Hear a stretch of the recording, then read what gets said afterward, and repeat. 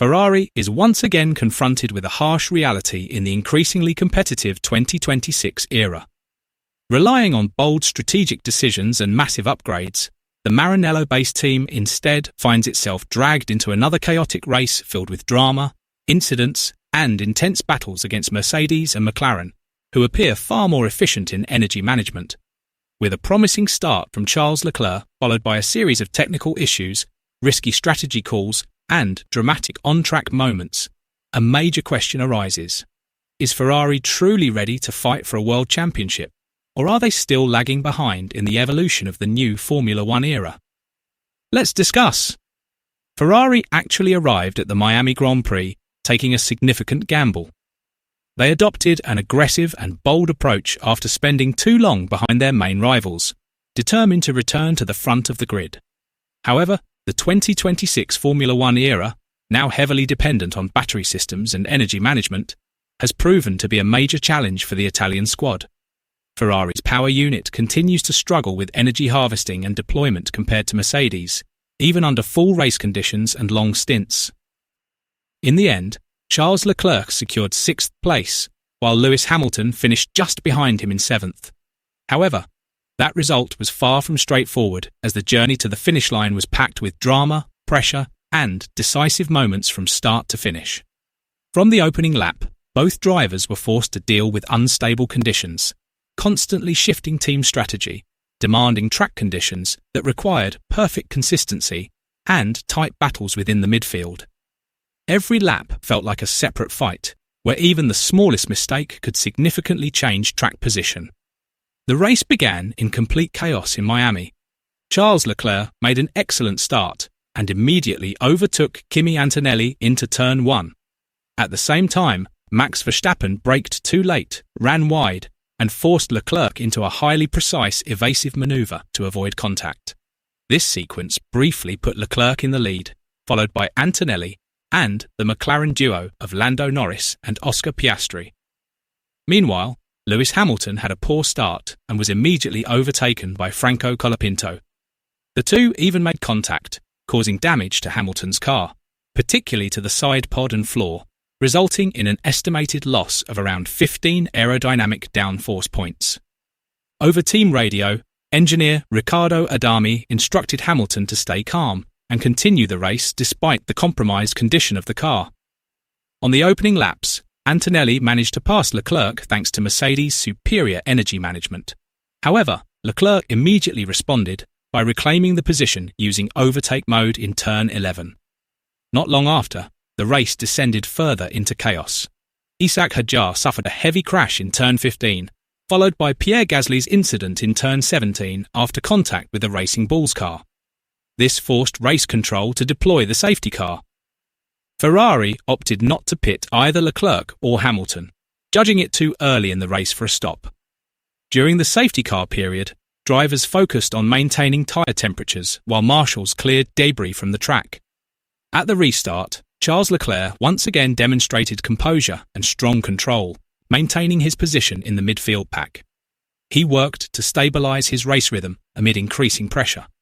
Meanwhile, Lewis Hamilton attempted to capitalise on the close battle between Oscar Piastri and George Russell ahead of him, hoping for an overtaking opportunity, but as the laps went by, that chance did not yet materialise.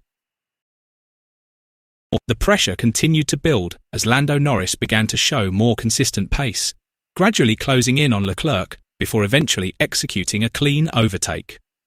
Not long after, Kimi Antonelli also managed to pass Leclerc again in a hard-fought duel that included several intense wheel-to-wheel defensive moments on track. Meanwhile, Hamilton maintained a relatively close gap to George Russell, although from the very start of the race he had to deal with a damaged car that clearly limited both his performance and his ability to push aggressively on track. Ferrari then attempted to take a strategic approach by communicating intensively with Charles Leclerc to better manage tyre conditions and energy usage more efficiently. The team hoped this would help stabilise performance through the final stages of the stint, while minimising the degradation that had already started to appear a few laps earlier. However, in reality, the situation on track proved to be far more challenging than expected. McLaren and Mercedes appeared to hold a more consistent advantage in tyre management and overall race efficiency. Oscar Piastri's car, in particular, looked extremely competitive, allowing him to close in on Leclerc with a steadier rhythm, before eventually completing the overtake with relative ease. This further highlighted the performance gap in degradation control and long-run pace between the teams. On the other hand, Leclerc began reporting increasing understeer issues in several corners, causing the front end of the car to lose responsiveness and worsening overall lap times. The situation became even more complicated when early indications of possible rain started coming through the team radio, forcing Ferrari to reconsider their planned strategy amid rapidly changing track conditions. George Russell was one of the first drivers to pit in an attempt to undercut. Ferrari responded by bringing Leclerc in, but a slightly slow pit stop, especially on the front right tyre, cost him a crucial position. Russell managed to rejoin the track ahead of Leclerc, showing that Mercedes had executed a more effective strategy during that phase. Hamilton also pitted later after additional checks on his car and rejoined in 9th place on hard tyres. Leclerc then rejoined in 6th position and began chasing down Russell and Colapinto, who had yet to pit. After several laps of sustained pressure, Leclerc eventually managed to overtake Russell, although it remained unclear whether he would be able to hold the position long-term.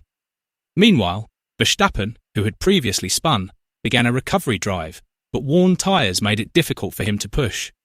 Hamilton continued trying to close the gap to the cars ahead, but damage to his car and tyre degradation limited his pace. In the final 20 laps, Leclerc shifted his focus towards the podium battle. He steadily reduced the gap to Verstappen until only a few seconds remained. In the closing stages, he was even able to stay right on his gearbox. A fierce battle unfolded between Leclerc and Verstappen, with both drivers trading positions on the straights and in the middle sectors, before Oscar Piastri also joined the fight for position.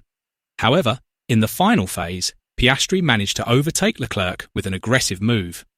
Leclerc attempted a counter-attack, but lost control of the car in the final 2 laps and crashed into the barrier. Although he managed to bring the car across the finish line, the incident cost him 2 additional positions. Leclerc ultimately finished in 6th place, with Lewis Hamilton following in 7th.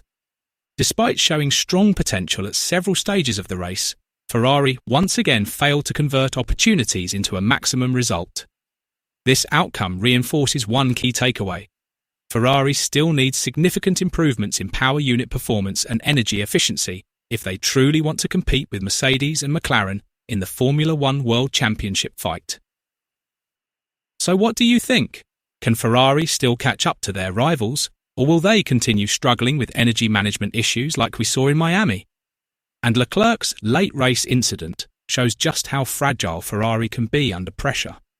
Was it purely a driver mistake, or proof that Ferrari's strategy and car performance still aren't ready to fight at the highest level? Share your thoughts below.